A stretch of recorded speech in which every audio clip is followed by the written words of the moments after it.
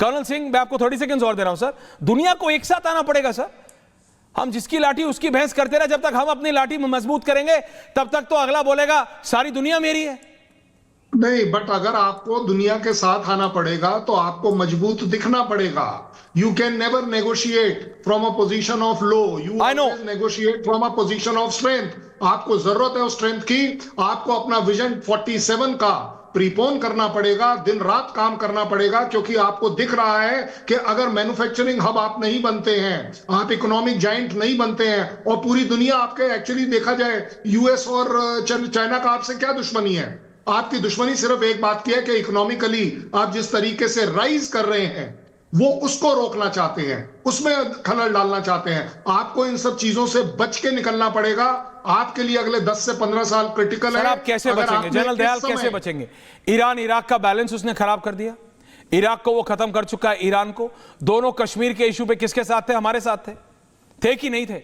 Balance खराब हो रहा है। मैं कह रहा हूं इस पे डिबेट है कि ईरान में जो ये लिबरलाइजेशन आ रहा है, जो मॉडर्नाइजेशन दोबारा आ रहा है, ये इंडिया के लिए अच्छा है कि नहीं? कहना है general Bakshi also and Deepti Taneja, 3 of them on air, both the generals and Deepti on air. मैं कह रहा हूं जनरल, ओके जनरल बख्शी साहब, ऐश्वर्या, मैं आपको एक चीज याद दिला देना चाहता हूं। मैं 1971 के युद्ध में था सर। उस वक्त जो रिचर्ड निक्सन था उसने याहिया खान पाकिस्तान के गोद में ले रखा था, चीन उसके साथ था, ठीक है, और उसने 7th फ्लीट भेजी थी बे ऑफ बंगाल में हमें डराने के लिए, पाकिस्तान को बचाने के लिए। क्या हुआ? हिम्मत मर्द मदद खुदा, पाकिस्तान के 2 टुकड़े हो गए थे साहब। तब भी अमेरिका उसको बिल्कुल गोद में लेके बैठा था पाकिस्तान को, ठीक है साहब। तब हम न्यूक्लियर पावर नहीं थे, आज के दिन हम न्यूक्लियर पावर हैं। हमारे अग्नि 5 मिसाइल अमेरिका के शहरों तक पहुंच सकते हैं। तो कोई ज्यादा भी हमें गीदड़ भभकी ना दे। ये सब ठीक है, आप चुन चुन के कमजोर लोगों को चुन के दुनिया के सामने पिटाई कर रहे हैं, विपिंग बॉयज बना रहे हैं ताकि दुनिया सहम जाए, डर जाए। लेकिन ये कहना कि साहब हमें हथियार डाल देने चाहिए, साष्टांग दंडवत करना चाहिए, अरे ये कायरता है। This will invite trouble. Absolutely. You will have to stand up. अभी Russia, India, China triangle strong होता जाएगा इससे।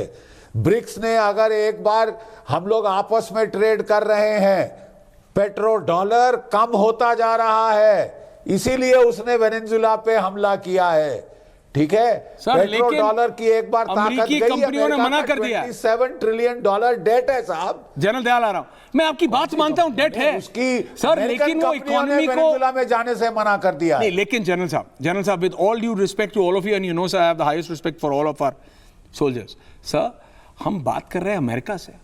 हम बात, सर आप समझिए, तो आपने कहा हमारी मिसाइल्स अमेरिका जा सकती हैं, उनको तो बोलने की भी जरूरत नहीं है, वी नो कि उनकी कितनी यहां आ सकती हैं। We are not getting into a fight with America.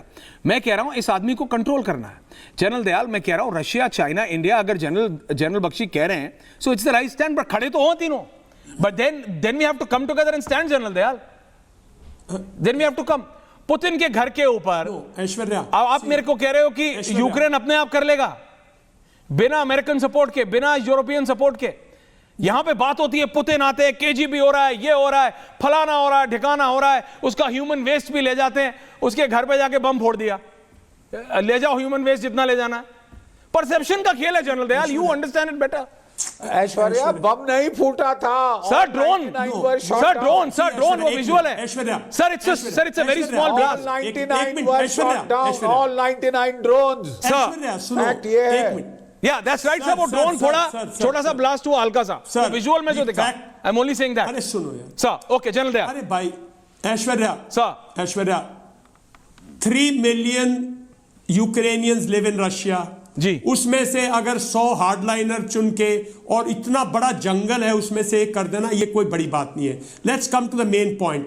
Trump, देखिए ऐश्वर्या, ट्रंप किसी से ओपनली, बड़ी कंट्री से, ना रशिया से, ना इंडिया से, ना चाइना से, किसी से ओपन वॉर नहीं लड़ रहा। आप समझने की कोशिश करो। ट्रंप ने, जिस आदमी ने अपनी इनॉग्रल में अपने पूरे 5 एक्स प्रेसिडेंट बिठा के बोला कि तुम यूजलेस हो और मैं आज से गोल्डन एरा स्टार्ट करूं, और वो चुप है, तो उसने पहले अमेरिका को साइक कर दिया, अब वो वर्ल्ड को साइक कर रहा है कि भाई जो कमजोर है, एक मैसेजिंग है जो फेंस सिटर्स हैं, जैसे अब टर्की, ये सब जो कंट्रीज फेंस सिटर्स थी, कोई F-35 की डील क्लोज कैंसिल कर रहा है, कोई चाइना की तरफ बढ़ रहा था इकोनॉमिकली, ये सब जो फेंस सिटर कंट्रीज हैं, ये उनको एक स्ट्रॉन्ग मैसेजिंग है ट्रंप की, और कुछ नहीं है कि देखो मैंने वेनेजुएला में किया तो मेरी बात मानो, नहीं मैं तुम्हारे साथ भी करूंगा। वो ओपनली कोई रशिया से लड़ाई नहीं लड़ेगा, अमेरिका कभी चाइना से ओपनली लड़ाई नहीं लड़ेगा, इंडिया से तो सवाल ही नहीं पैदा होता, बिकॉज इंडिया की डिफरेंट कॉन्फ़िगरेशन है। हम सुपर पावर ना सही, हम बाहर लड़ने वाले ना सही, पर इंडियन बॉर्डर के अंदर कोई नहीं घुस सकता, बिकॉज हमारी फौज की हिम्मत नहीं है, वो नहीं हो रहा, मैं उसकी बात ही नहीं कर रहा हूं। वो ईरान में भी नहीं घुसेगा सर, मैं बात ही नहीं कर रहा हूं, मैं कह रहा हूं वेनेजुएला में नहीं हिम्मत है उसकी। और अनप्रेडिक्टेबिलिटी, अरे वो अनस्टेबिलिटी और अनप्रेडिक्टेबिलिटी दुनिया में लाके क्रिएट कर रहा है, थर्ड टर्म अर्न करेगा, इकोनॉमी रिवाइव करेगा, अमेरिका का हीरो बनेगा, ये कोई नहीं रोक सकता उसको, बिकॉज ईयू जो आज तक कहती थी land of law, civil rights, फलाना, वो चुप है, कुछ नहीं, सबसे पहले उसने ईयू को चुप किया है।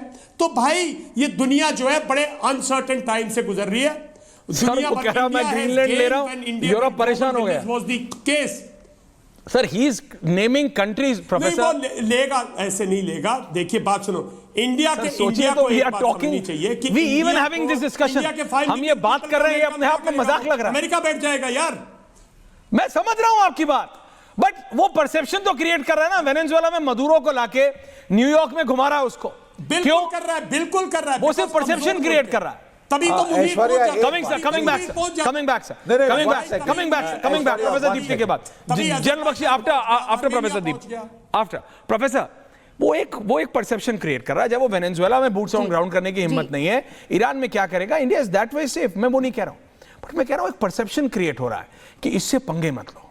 पहले वो क्या करता है, ओवल ऑफिस में बुलाता है, बदतमीजी करता है, मैसेज भेजता है भैया इससे मत करो। अब वो क्या कर रहा है, ग्रीनलैंड मेरा है, वेनेजुएला मेरा है, ईरान में ये कर दो। कल वो किसी भी देश में, कल को मैम किसी भी देश के नेता को ये बोलेगा मैं आ रहा हूं, they will skip a heart beat, trust me, हो नहीं होगा।